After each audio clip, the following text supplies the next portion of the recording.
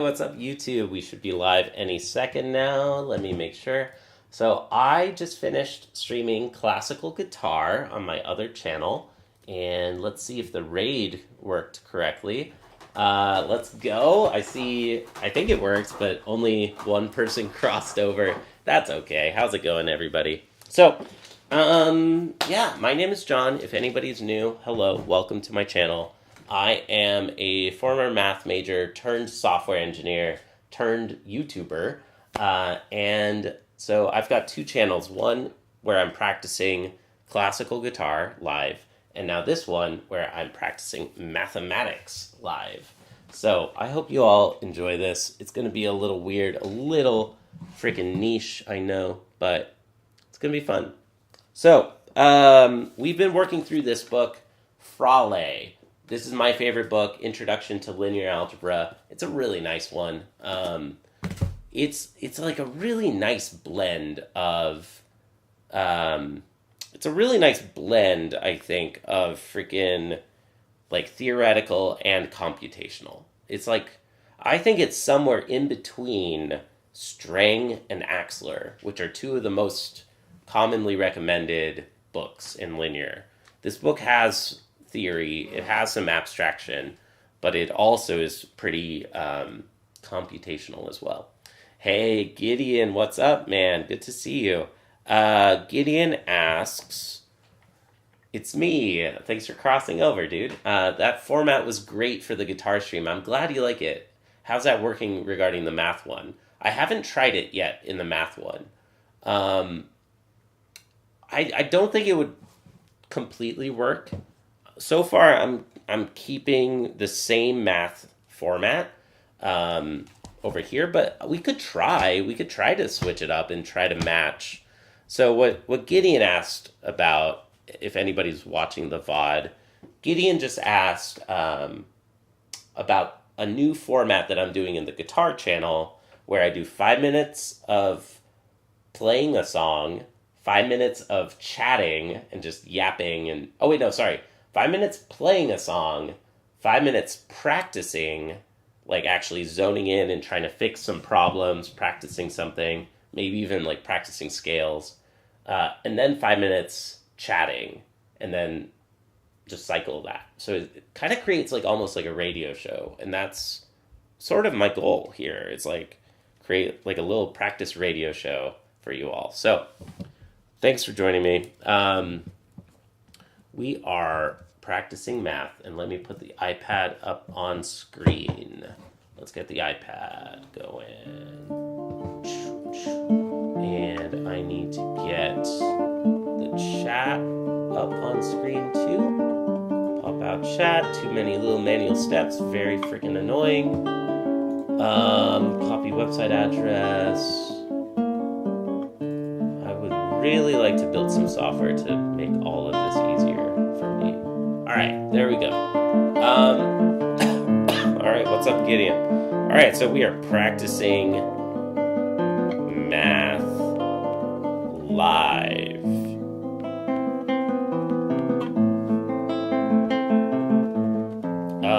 We are today going to work on chapter 6 on orthogonality. I've only worked problems from this chapter once before. So, yeah, I can't just practice math for 5 minutes only. I think I need more deep focus and deep practice. Ooh, my music is full volume. I meant to have it as background music. My bad. So I don't think I'm changing the format yet here, but I might. I'm just constantly trying to evolve and constantly improve and just focus on daily incremental improvement. Fraleigh and Beauregard 6.1.2 says, find the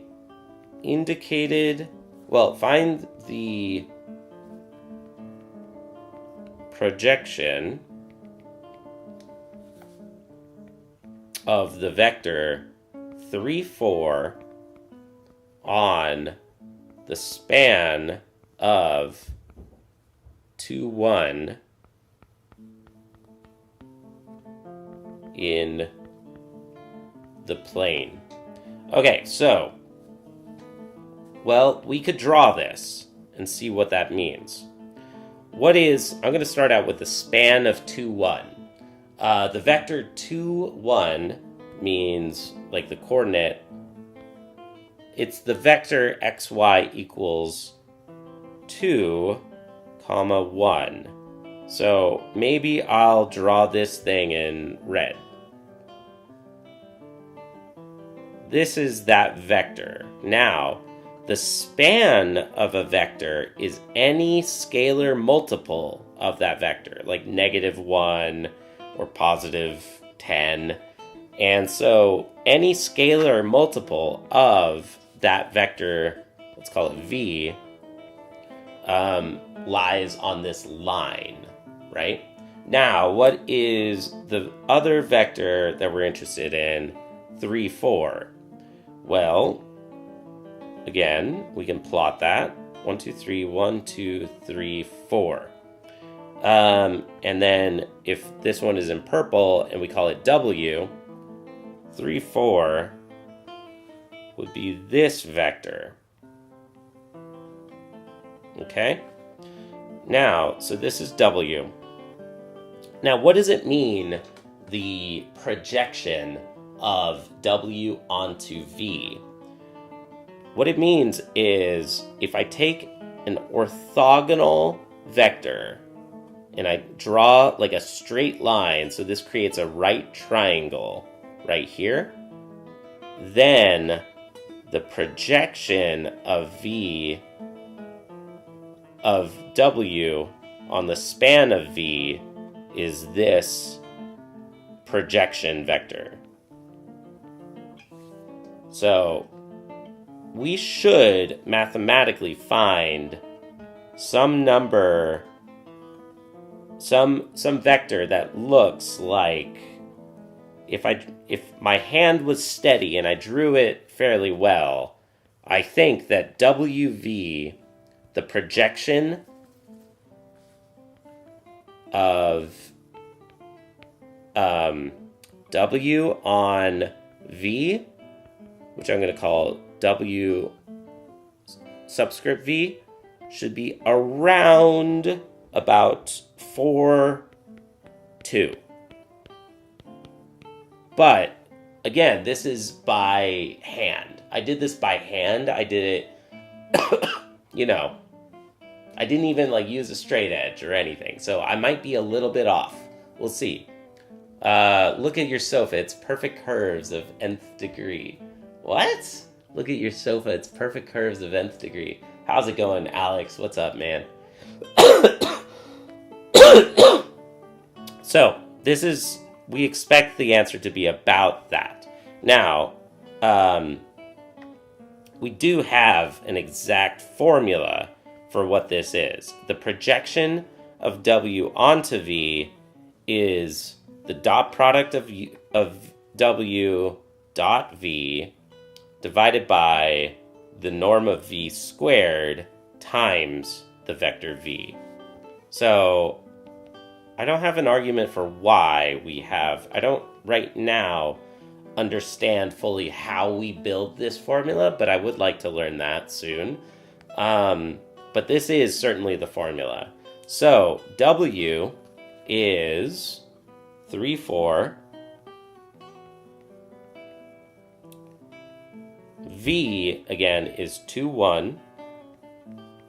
And we have the dot product of those two divided by the dot product of 2, 1 dot 2, 1. And all of this is multiplied.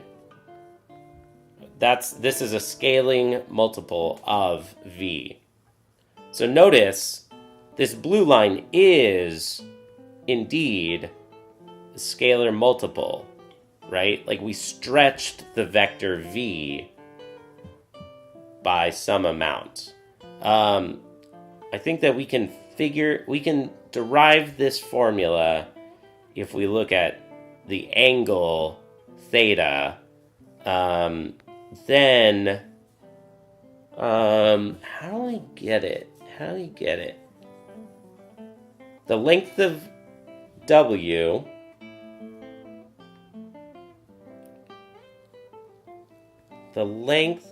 W is the square root of W dot W. And then we have something over here on this other edge. And then we have the length that we want.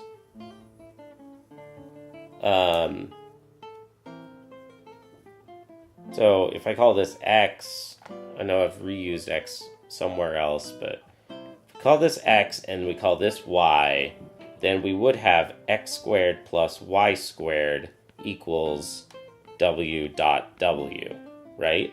And then, so we're getting somewhere, like somehow we use this Pythagorean theorem to get this formula, and I am where all of this scaling multiple in this case would be X. So somehow we solve X is the square root of W dot W minus Y squared, and somehow we derive that this is W dot V divided by V dot V. Well, okay, the angle theta between the vector V and W we can find because we know that the cosine of theta times the norm of V times the norm of W equals V dot W. So cosine theta equals V dot W divided by norm of V, norm of W. And cosine would be Y divided by X. Because cosine, oh wait, no, sorry. Cosine is adjacent divided by hypotenuse.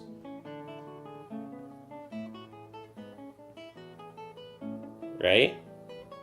So this is another way of writing, the way I wrote it here, square root of W dot W is the norm of W. So then we know X is V dot W divided by norm of V. Cool. Yeah. So that's how you get X. Hell yeah.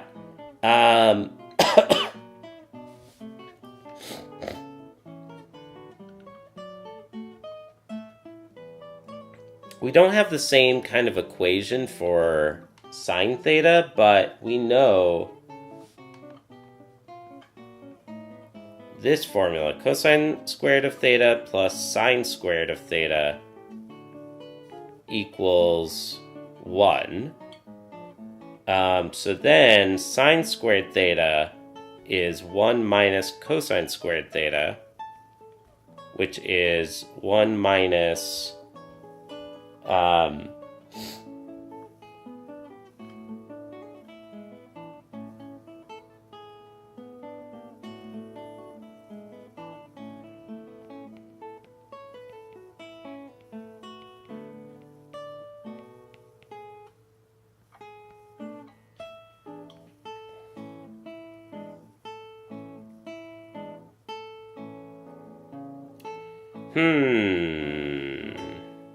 I'm getting close. I'm getting somewhere here.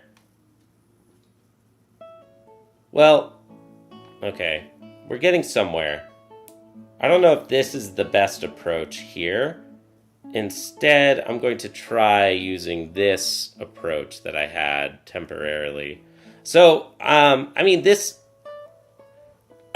this is kind of like bonus extra credit.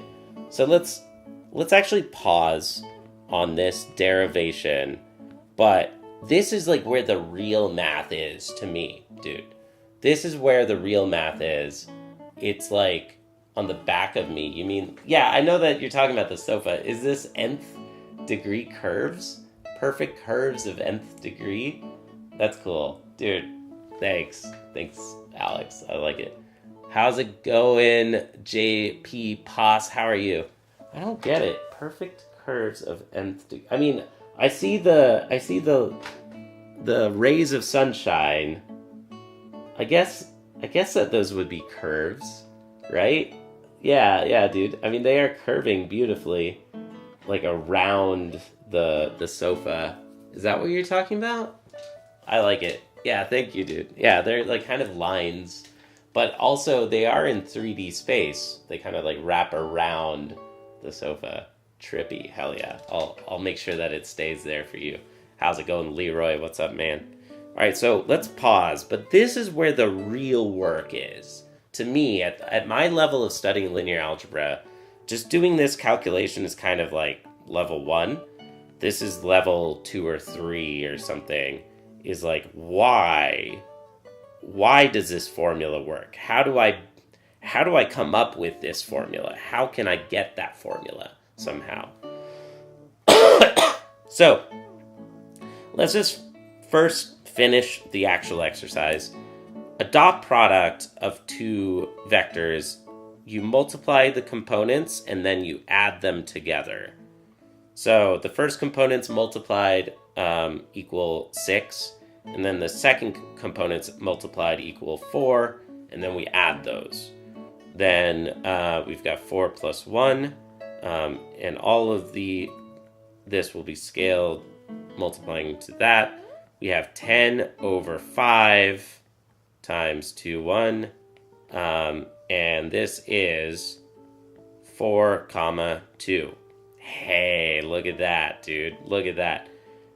That's exactly what I expected. That's exactly what I estimated that it would be. So I guessed it correctly. We estimated it by hand using the drawing, by graphing it, and then we calculated it algebraically. So those are two different ways to solve this problem. Really, this is the real way. The other one, it's easy to make a mistake when you're drawing and trying to plot something by hand. But okay, so now we're on this extra credit moment. Let's get some extra credit here. So I have found a formula for x as the dot product of v and w divided by the norm of v, and this would be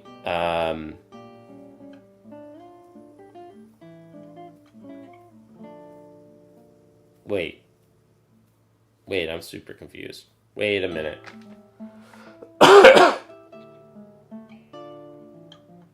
We don't need anything else. We just need x. What am I talking about? So something is missing.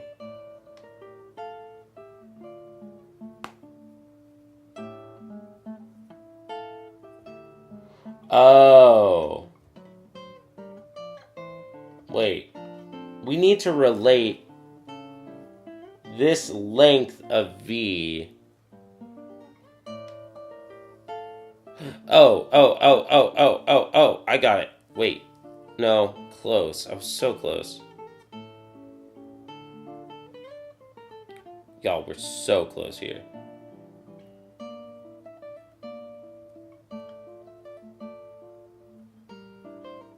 Super close.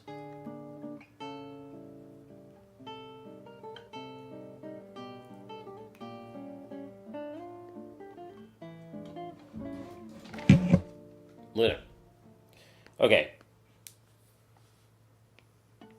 We have a right triangle that we found. But we actually have two right triangles, because one is with v, and then the other one that we're interested in is some scalar multiple of V.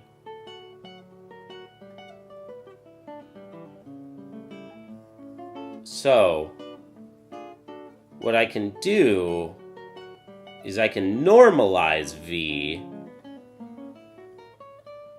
and work with this right triangle. And let's remember that this length is W. And then this one would be a unit vector.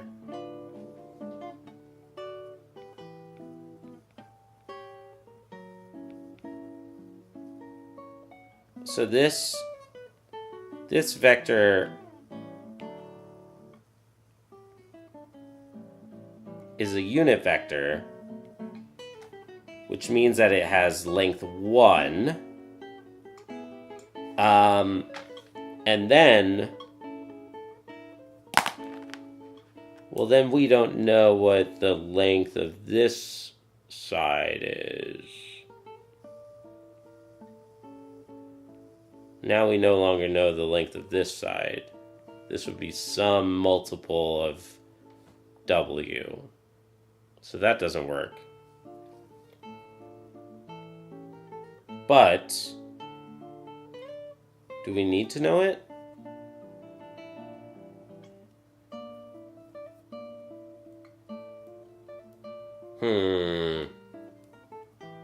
No, I don't think that works well. Shoot. I want to figure out how to get that formula. And I feel like we're super close. So if we try again, which I recommend as a tip, like when you get stuck in a math problem, just start over sometimes.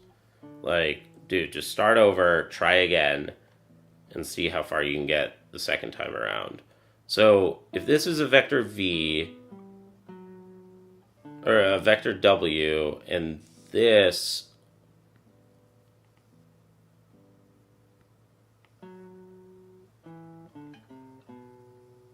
side length is somehow, it's a stretching of V. So do you see my challenge here? Like V is not, the norm of V is not the full length of that right triangle. And we don't know what this is. This is some height Y.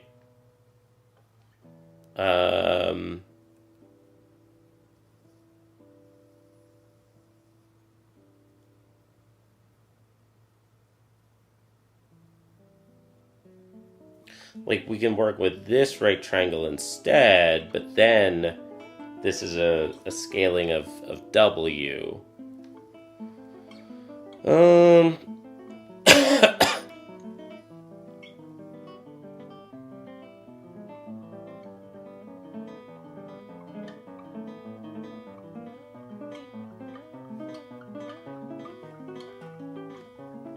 We have the formula that cosine theta equals V dot W divided by norm of V times norm of W.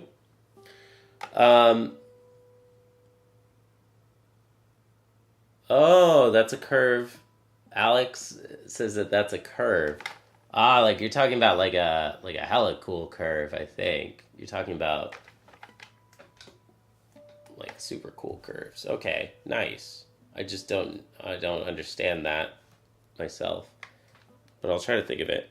Okay, so this is a good old relation of two vectors to the angle between them. And maybe I need to understand how to derive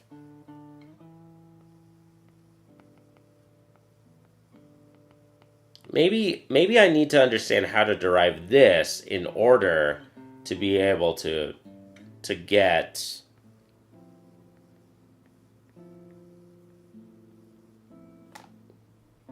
this is the formula that we're trying to figure out how we can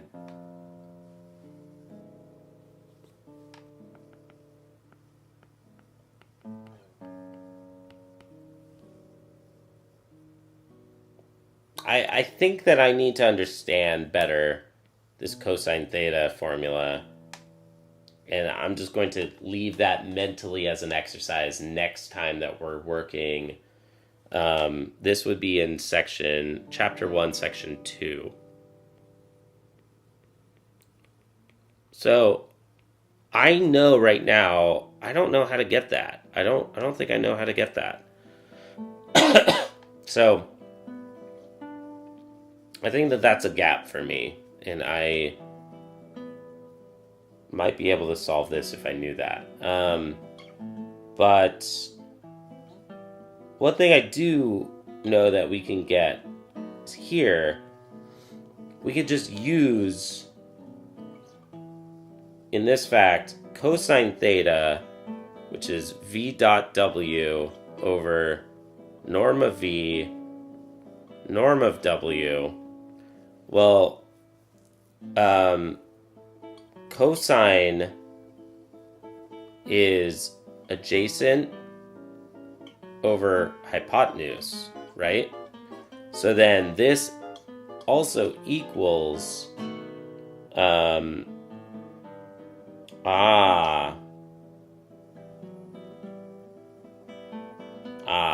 made a mistake earlier, because I claimed that adjacent was the norm of v, and that the hypotenuse...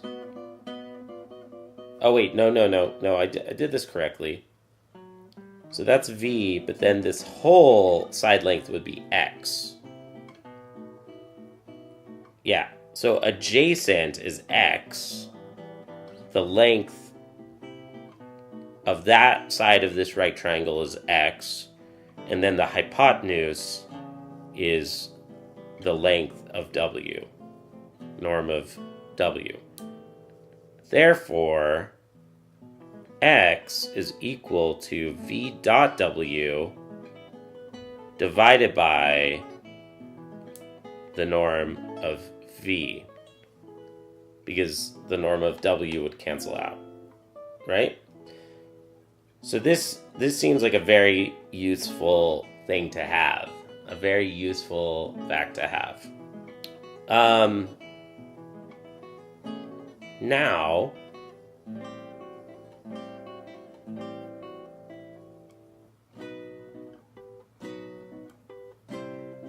can we build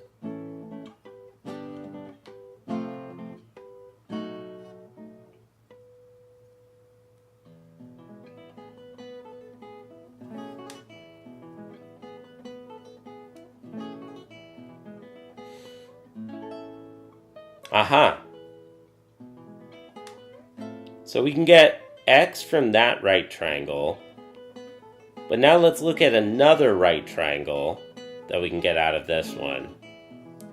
This time, I'm going to look at w normalized to w to a unit vector. Okay?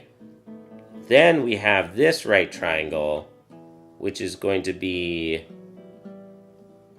some x that we don't really care about so much. Oh wait, but then the y's are different, aren't they? Shoot. I was going to try to solve for this y and then use this x and that y, but they're different heights.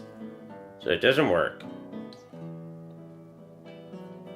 Can I...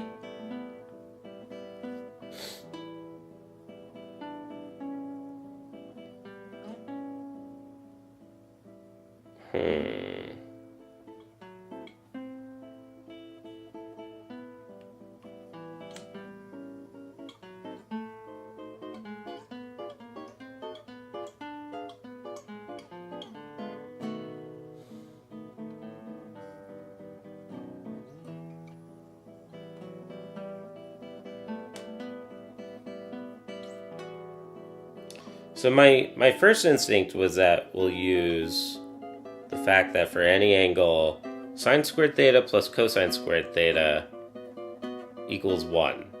That's my first thought with like any kind of like right triangle based problem. Like, dude, that's a useful thing to know. And here we know that this is cosine theta again. So then we know sine squared theta plus v dot w divided by norm of v squared should equal 1. Then sine squared theta is 1 minus v dot w divided by norm of v squared.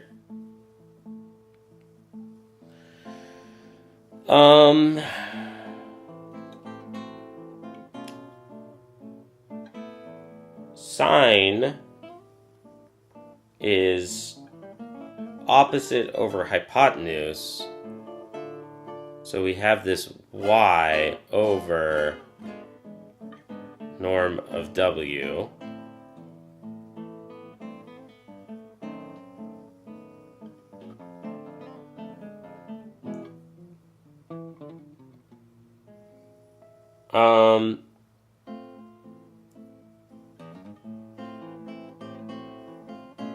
So then therefore y equals,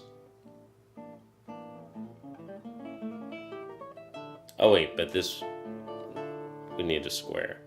So y squared equals norm of w squared times 1 minus v dot w over norm of v squared.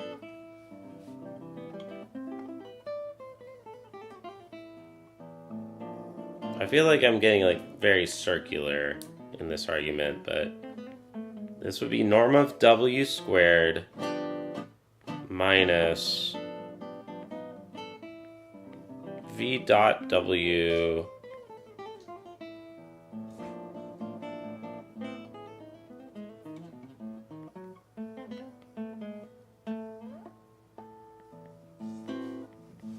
I don't like this. I don't think that this is good.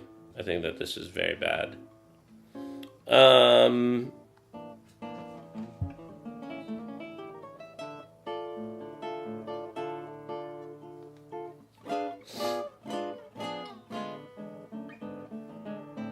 But the only thing that we really care about is x anyways, right?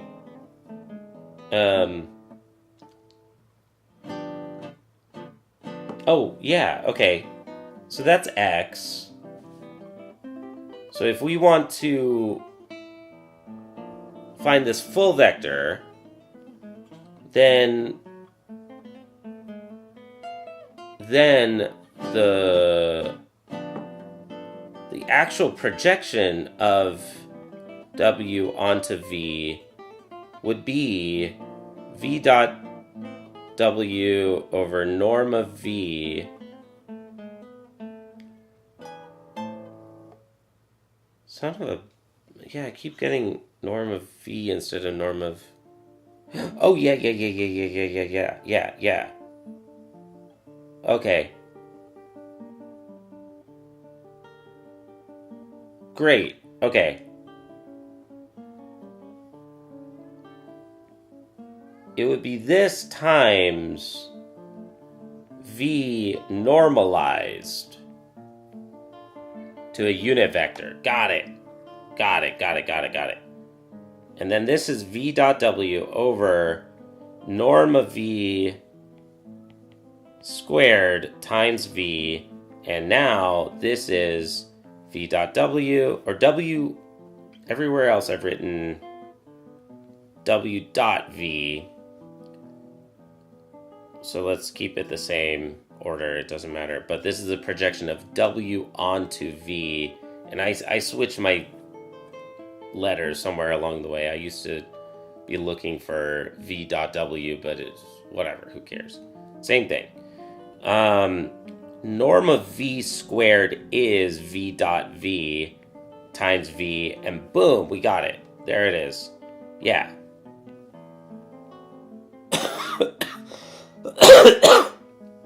Here's a projection of w onto v. We need to use this stretching factor, stretching the normalized vector v over norm of v. Then this would be the side length of the right triangle times the norm of the unit vector v normalized to,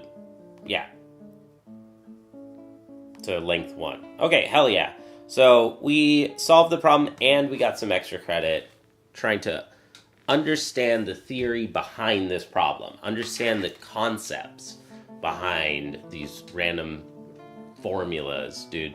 Like, just applying recipes and just like, dude, like, just plugging in numbers into random formulas is not math.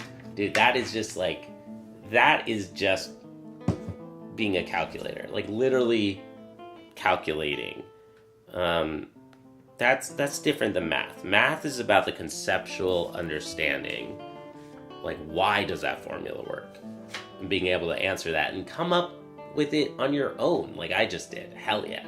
So, let's go. We're getting somewhere. Cool. Now's the time for a little break.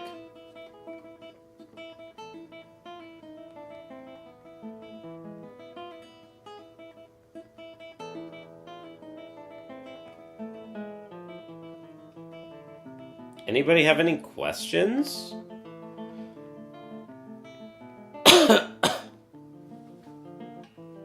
Any questions or comments, or anybody watching? NMS SDFT, with the sole exception of Satoru Goju, of course. Who the hell is that, dude? I've never even heard of that. Who is Satoru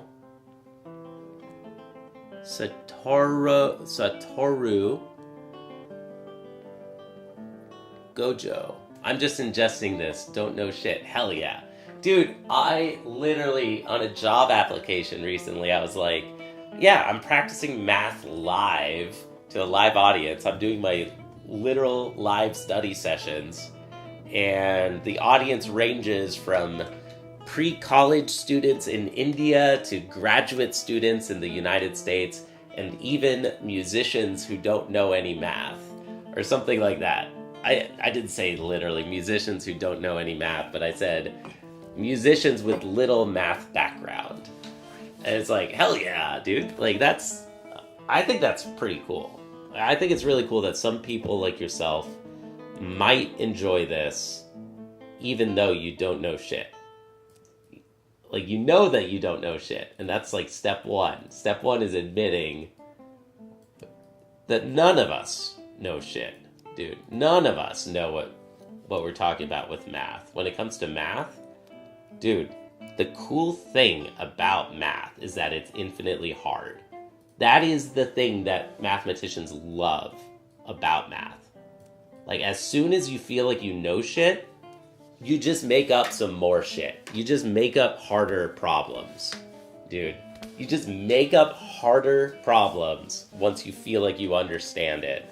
And then you come up with more and more complex, infinitely complex, more difficult stuff.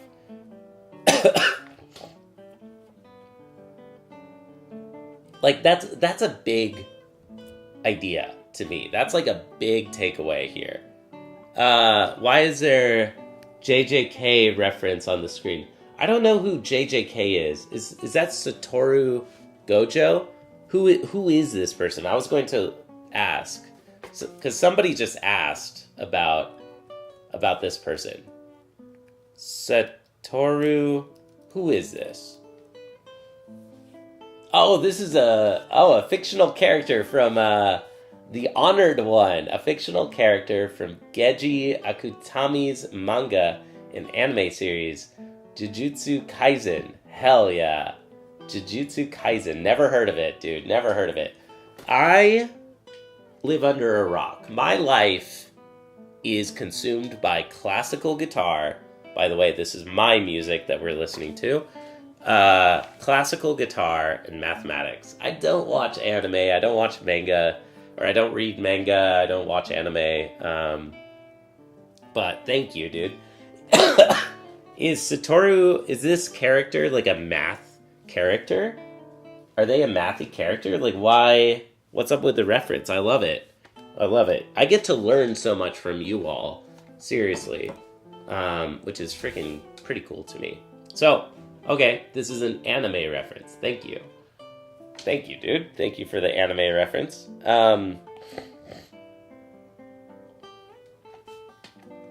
Yeah, that was, oh, he gets beaten up by a villain in the end.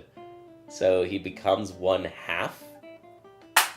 Okay, let's go. Thank you.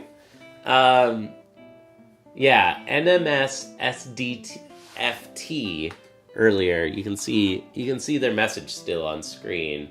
Said, with the sole exception of Satoru Goju, of course.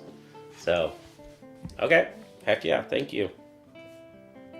So today I worked this easy problem, but then I took it to a harder step. Like, wait a minute, dude, like, you give me a formula, I want to understand where the hell that formula comes from. I don't want to believe that this is just magic and we just trust on faith that this always works. We, like, evidence shows, experiments show that this works. Dude, mathematicians don't believe in experiments. We don't trust evidence. We want proof. We want ironclad, solid proof for why something works. What is anime? Did you mean animes? I don't know what you're talking about either. What's up, Rohit? Zombie Salad has always given me the craziest references lately. Alright, dude. Thank you, everybody. Thanks for the break. Now let's keep moving on. Let's get to Fraleigh and Beauregard. 6.2.3. All right. Now, this is going to be about the Gram-Schmidt process. Okay, so we have a very nice property that if we have a vector v and we want to find the projection on a vector v onto a subspace W, where W is the span of some vectors. Let's see if I can remember this theorem. This is going to be equal to the projection of V onto each of the separate basis vectors. So,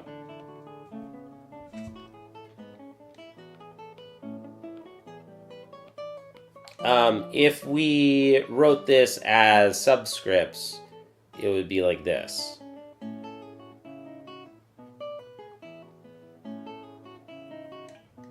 But, you know, subscripts are a little scary for people.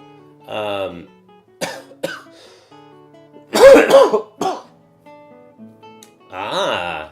Menz is a concert pianist doing anime covers. Okay, nice. I'll have to check that out too. Alright. Yeah, you all need to recommend music, copyright-free music for me to use as background music. I don't know if I could use that, but that would be cool if I can. Okay, so this is a very nice theorem.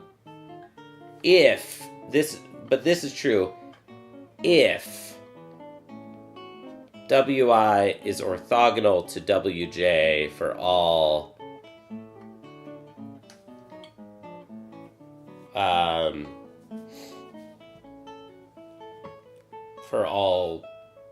different basis vectors.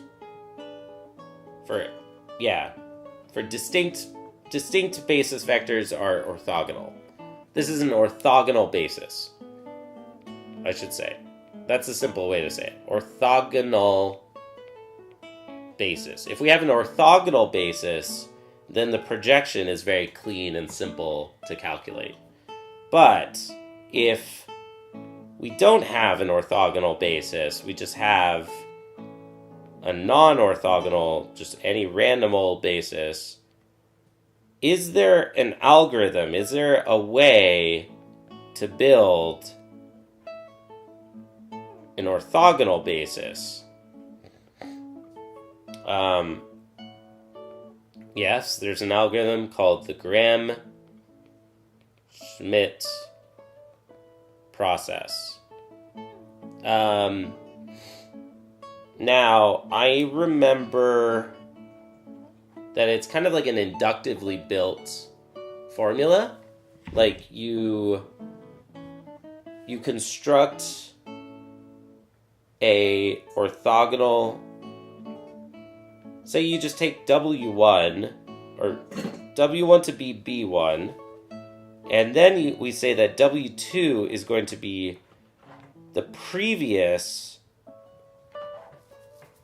vector minus, I think, I don't remember. Man, I don't remember. But it's something like this.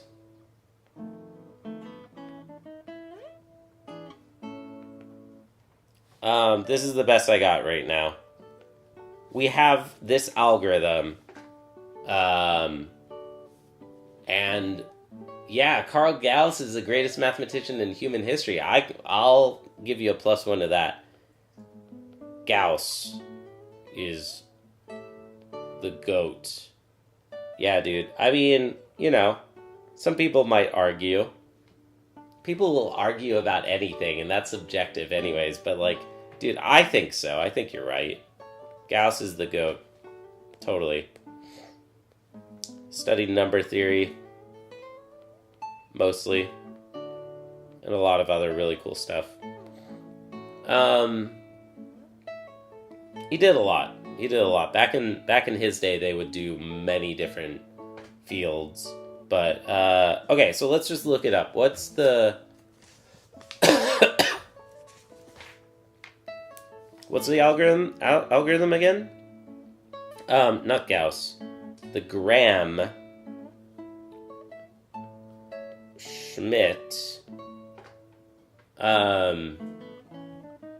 But yeah, Leroy, I hope that makes sense. I think it's cool if some people enjoy just, imbibing the vibe and just hanging out, even though, I've lost you.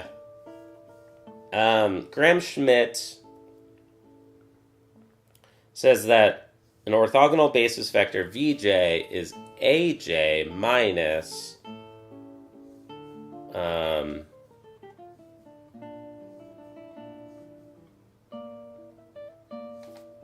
okay. I'm going to write it their way, and then I'm going to try to find my notation that I preferred.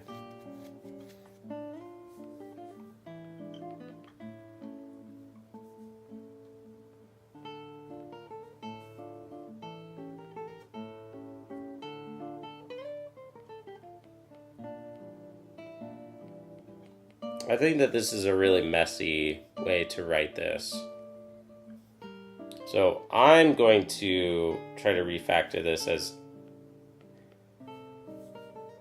I don't even know what AJ is. What is exactly AJ?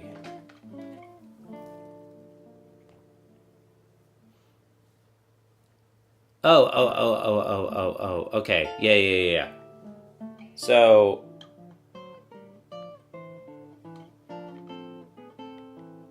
if W is the span of a set of non-ortho...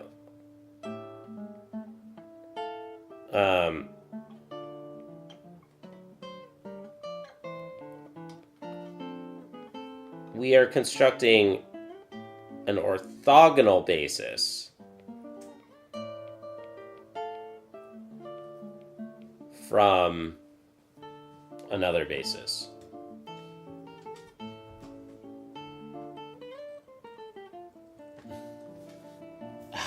Graham Schmidt. Yeah, I had one of those the other day when I was constipated.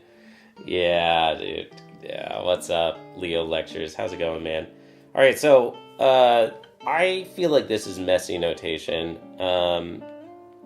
So I'm going to call this minus a projection of the jth basis vector on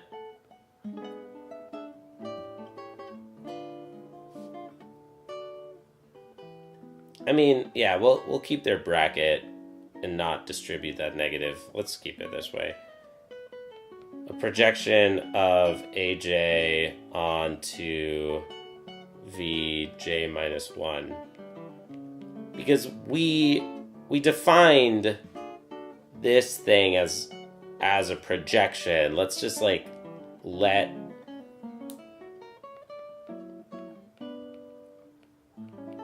pi of AB equal A dot B over B dot B times B.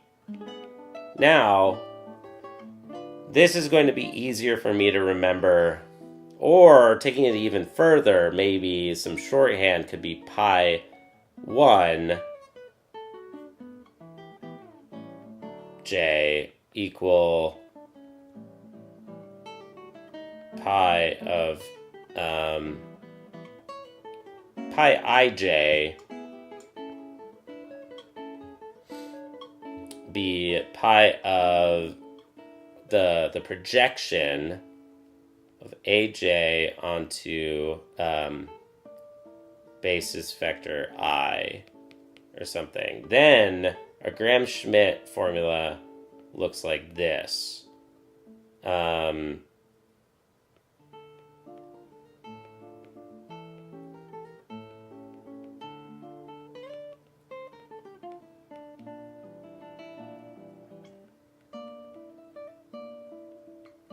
I don't know. That looks kind of messy too. But maybe this is just faster to write down or something, and I know what each of those are supposed to mean. My ex said I defined her similarly as a projection. Okay, thank you. Thank you for your contributions. Leah Lectures, how's it going, man? Drinking on stream now. The things I do to try to get clicks and attention. Alright, so let's go. Alright, there's our Graham-Schmidt process. Let's put it into action. In this problem, we have you must be off to work. Well, I hope it's not because I offended you drinking a fake beer. This is actually sparkling water. It's hop-flavored sparkling water, non-alcoholic. Take care, dude. Thanks for stopping by. Okay. Graham-Schmidt. Let's switch our color for fun. W is the span of 1, -1, -1, 1. 1, 1, 1, 1. And -1, 0, 0, 1. -1, 0, 0, 1.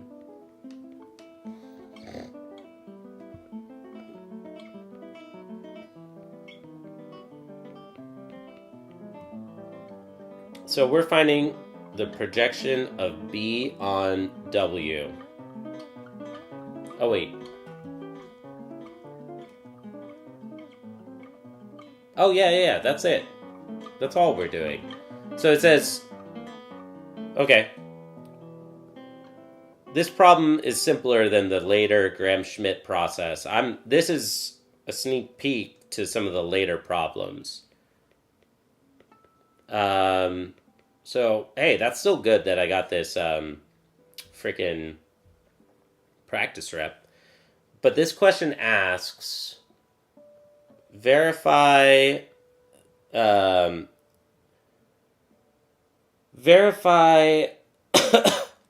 that the set that we have an orthogonal basis, and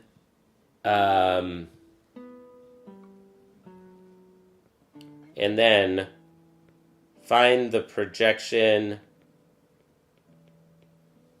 of B on W. So, part one, let's flip over to a different color. If this is V1, this is V2, and this is V3, then I just need to check V1 dot V2.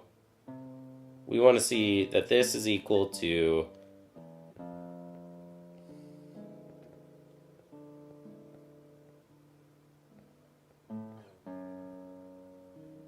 we need to see that all three of these combinations all are 0. So first, V1 dot V2 is 1 minus 1 minus 1 plus 1, and that's 0. V1 dot V3 is negative 1 plus 0 plus 0 plus 1. That's 0. V2 dot V3 is minus 1, 0, 0, plus 1. Minus 1, 0, 0, plus 1. Okay? Hell yeah.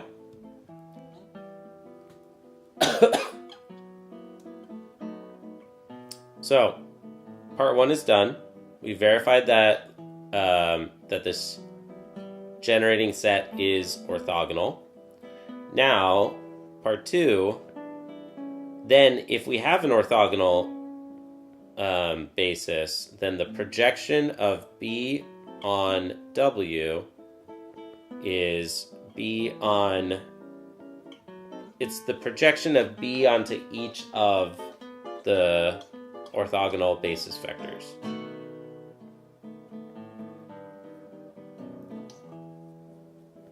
Which is going to be B dot V1 over V1 dot V1 times V1 plus B dot V2 over V2 dot V2 times V2 plus B dot V3 over V3 dot V3 times V3. And this, what is B? So, dot product of these two, B dot V1 is 2, 1, negative 2, negative 1.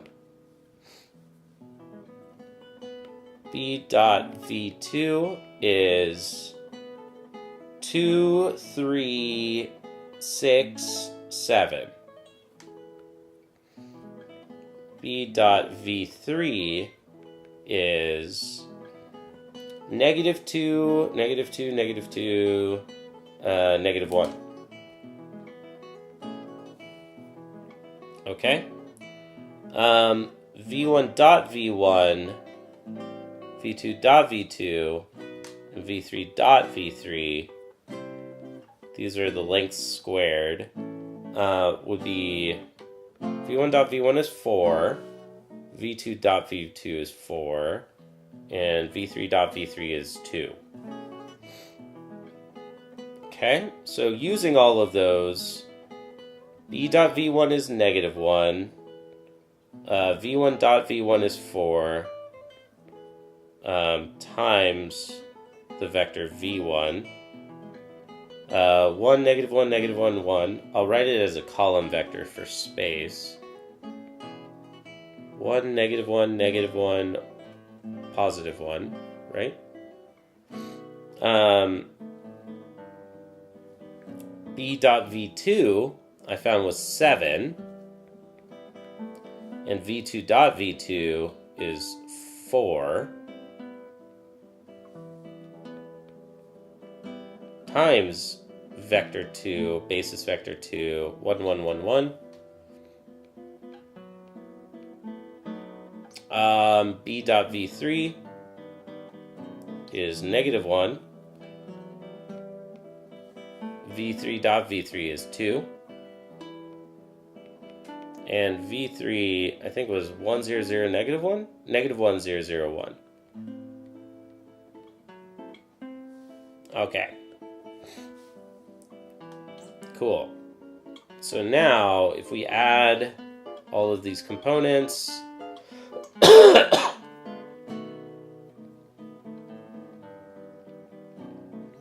well, I want to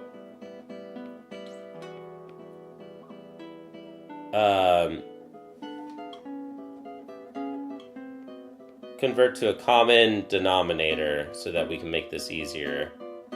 -1, 0, 0, 1. So these two are equivalent over there. So then, now I can factor out a 1/4, and we have -1 plus 7 is 6.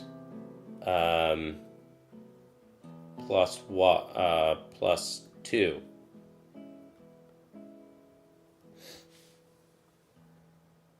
Yeah, let's be careful here, because I'm gonna make a typo mistake if I. So I'm distributing that negative.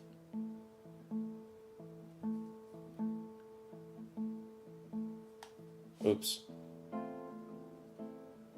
I'm totally gonna make a little typo in this. If I don't get this right. So now we've got 1 plus 7 is 8, plus 0, 8. Now we have 1 plus 7 is 8, plus 0, 8. And we have -1 plus 7, 6. 6 minus 2 is 4. Which is our vector 2, 2, 2, 1. Is this correct? Dude, I don't know. How confident am I that this is correct? Those are good? Did you check my work for me? Does it look good? You got this? Nice, dude. You're learning. All right. Hell yeah. All right. Let's see.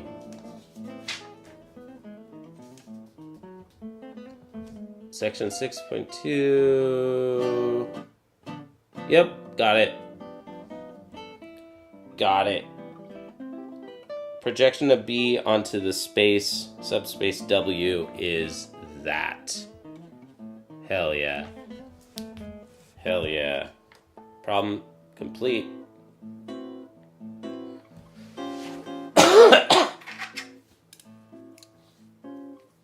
Just cross it out directly in my book like a madman.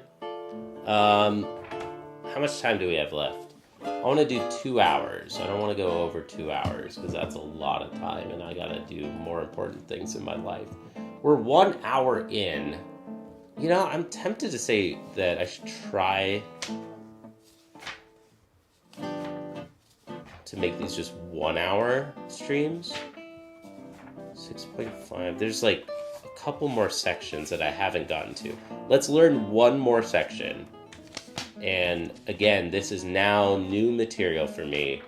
Orthogonal matrices. I've never learned this topic. I don't know what this is.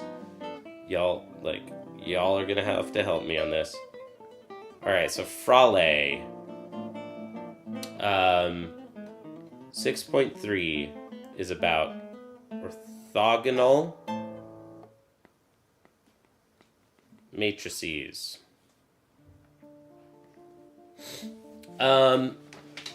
Okay, so I'm gonna learn. I'm just gonna read kind of quietly to myself for a moment.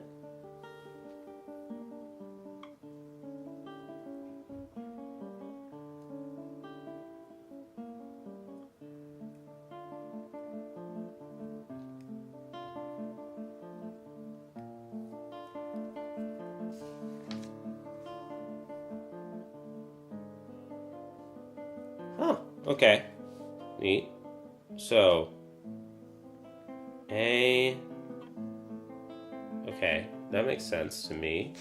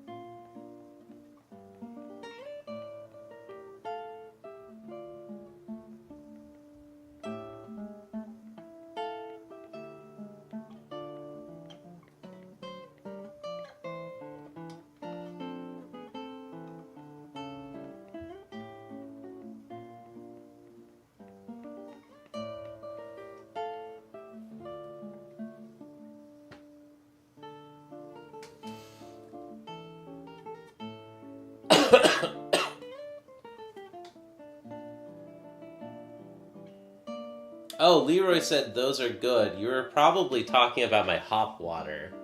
I just realized. Yeah, you were probably talking about the sparkling hop water. Yeah, these things are damn good. I love these. Hoplark. Yeah. Mmm. Kaya. Kaya wants to say hi. Yes, let's take a break. Let's pet this kitty cat. Kaya. Oh, we have two good cats. We have two good cats. This one. Hi, Kaya. Thank you for joining me. She's the mathematics cat. She enjoys math more than Luna does. She's much more intelligent. Surrounded by babies.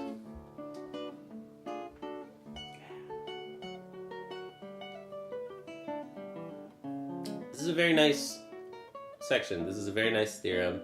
I vaguely remember proving all these properties and learning these properties toward the end of my advanced linear algebra class, but I didn't get it. I didn't understand why this stuff was useful, because we didn't really talk about applications or computations. But now I feel like I'm getting like a little more like, okay, now I understand why we did that stuff about orthogonal matrices. Dude, hell yeah.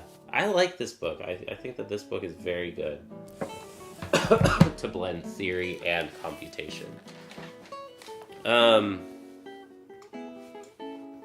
Okay.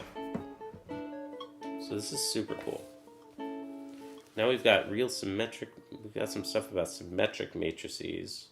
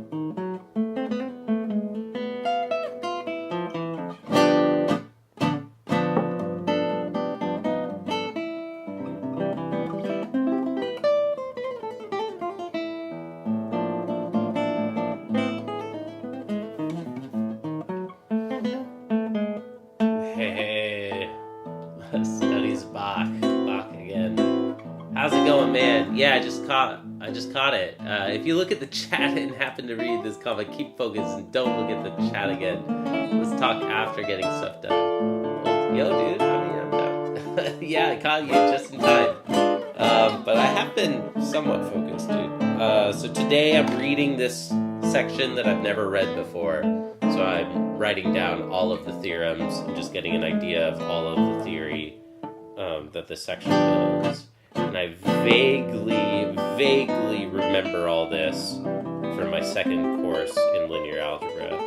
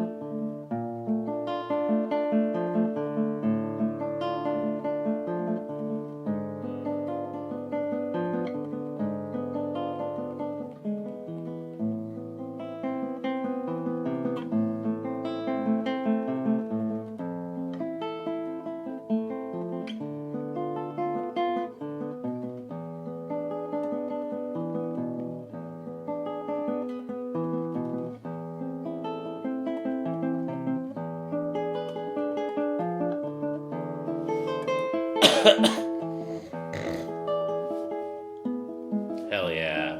Hell yeah. Sweet new stuff. Yeah, this is like genuinely new for me. I can't just jump right to the exercise this time around. So, and these streams are gonna start getting more and more like that. It's gonna be more and more me just silently writing down theorems and eventually proofs. Notice that I'm skipping right now all of the proofs. But all of these, I do want to learn, memorize all of these proofs that we're skipping today. But today, we're just learning the theorems. Yep. Alright, so pretty cool. I think I got it. We got every theorem and definition written down. Hell yeah, this feels great. We're getting to some material that I can't teach. I have to learn. Fraleigh and Beauregard, 6 point.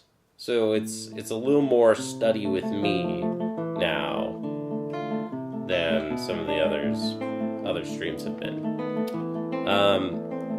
Verify that the given matrix is orthogonal and find its inverse.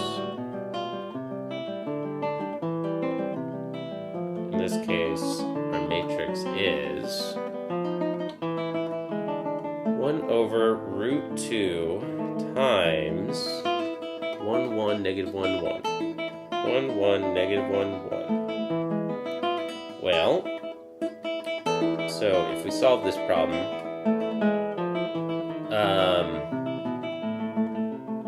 and we write these as column vectors, then we need to verify that a1 dot a2 is 0.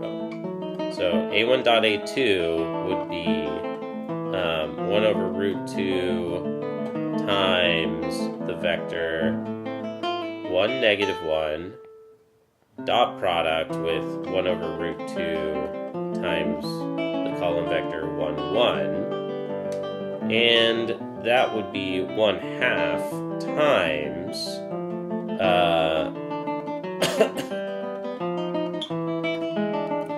1 minus 1 and that is 0. So then check our column vectors are orthogonal. We also need to check if a matrix is orthogonal. We also need to check that the basis is orthonormal, which is super annoying. Like, I wish that that the standard terminology would not be orthogonal matrices, but orthonormal matrices. But dude, yeah, I'm so lazy at learning proofs. Yeah, not gonna lie, unless it included geometry. I wonder whether you relate. It's hard. Proofs are hard. Proofs are where real math starts to happen, and that's where it takes years of training, I feel, to be able to like be comfortable, truly comfortable with proofs. I love proofs. I mean, to me, I love them. That's where math becomes really fun. But they're hard. I mean, they're hard. A lot of people never get through that. Okay, so first we checked a1.a2 is 0. Now we need to check that the length of a1 is equal to the length of a2, and that both of them, that these are normal vectors, unit vectors. So a1.a1 would be 1/2 times 1 plus -1 squared. So this is 1/2 of 2, and yeah, that's 1. a2.a2 would also be 1/2 times 1 plus 1, and yep, that is also 1. So we got this property as well, therefore done. The matrix is orthogonal, and then our theorem claims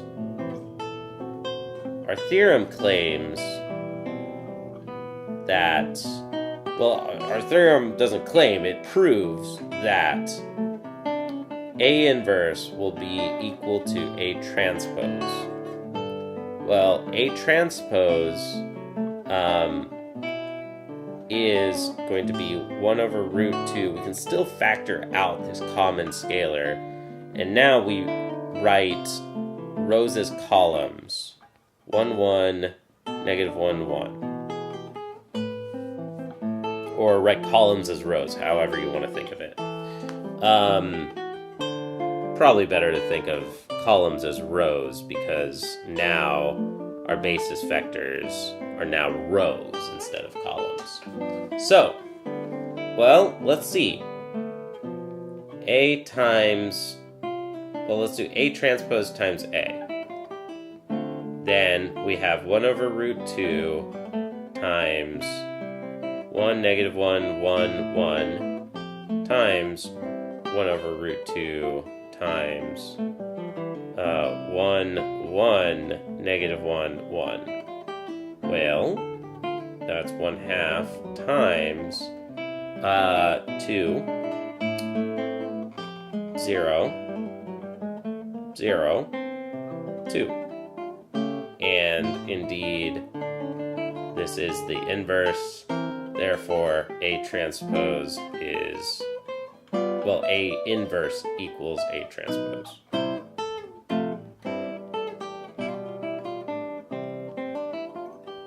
Cool. Done.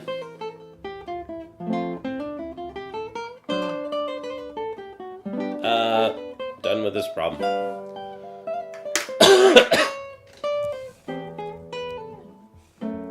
Heck yeah. And now I think that we're at about 2 hours for this practice session. So I think that now's a good place to call it a day. We're at 1:43. Yeah. That's a good length. We should wrap it up here. Y'all, thank you for hanging out with me. This has been a pleasure to hang out and practice mathematics with you all. I hope you enjoyed it. Please let me know if you did. If anybody's watching this VOD, please leave a comment. I really enjoy sharing the process of like how to study math or how to learn classical guitar. So, you've heard me say this before, but just in case you didn't know, look, that's me. That's me. I'm playing the guitar. That's the music that we're listening to. Y'all can follow me on my guitar channel, JC Practices Guitar, if y'all want to hang out with me during those practice sessions. Thanks for joining me. It's been a pleasure. And let me read that question. SB practices. At high school level, I just get lazy at learning proofs. Yeah, at high school level, you don't learn proofs. You just don't, other than geometry. Geometry proofs are super boring to me, dude. Like, geometry proofs are like the most boring place to learn proofs. Probably because it's not directly going to be asked in exam, but it's helpful to learn, of course. Depends on your exam. I mean, an exam could teach proofs, but most of the time, you're playing it so clean that it actually feels like a background track. Hell yeah, hell yeah. I mean, there are some obvious mistakes in this recital, but if the volume is low, then I think maybe they're not as noticeable, you know? So, hell yeah, dude. We're getting there. We're getting there, closer and closer to, usable background music. So, thanks for watching. I had fun today. Thanks for watching. Oh, last thing I'll say, best way to get notifications, of course, ring the bell and YouTube will try to send push notifications, but that doesn't always work. If you want the best push notifications and the best control so that you can mute and choose which notifications you want, join us in the Discord, y'all. It's a nice little practice community of people trying to, pursue deep hobbies like math and guitar. So, take care. See you tomorrow. It's been fun. I'm going to go outside. I'm going to go touch some grass. So, take care, everybody. Thanks for watching. Bye.